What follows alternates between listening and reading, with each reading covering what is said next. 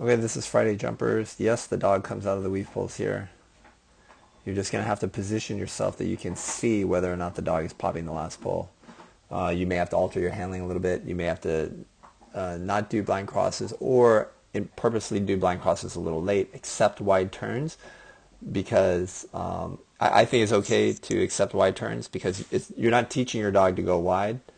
You're only going wide because your front crosses are late, but you're intentionally doing them late to allow you to see whether or not your dog is popping the last pole. If we got rid of your blinds on weaves, then the dog might not pop. And definitely you're going to continue working on that in practice.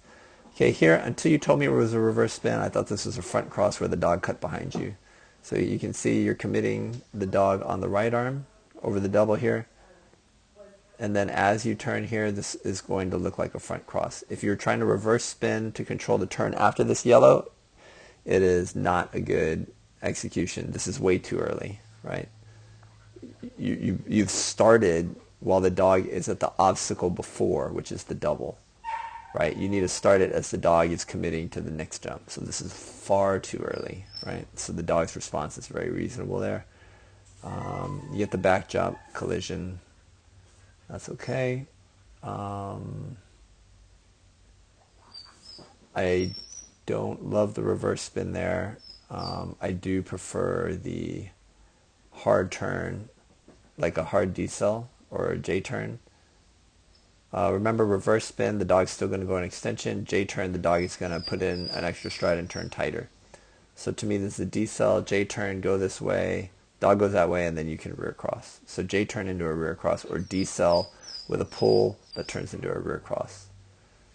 That's how I would handle that spot. Let me see. Yeah, you were definitely too early. You pulled her off the intended jump. Okay, and then you just skipped it. You got a back jump instead of pinwheel. Okay, yeah. All right, so we've discussed that. Everything else is fine. The only other interesting spot is right here. You can see that the dog is taking off. So right at this moment, the dog has to turn pretty sharply 90 degrees. So you also have to turn 90 degrees, but it turns out you can't because the triple is in the way.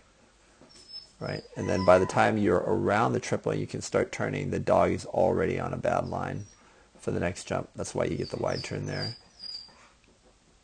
So that's just a tough spot, but I wanted to point it out to you, how dogs kind of parallel our paths everywhere. All right, hopefully that answered your question.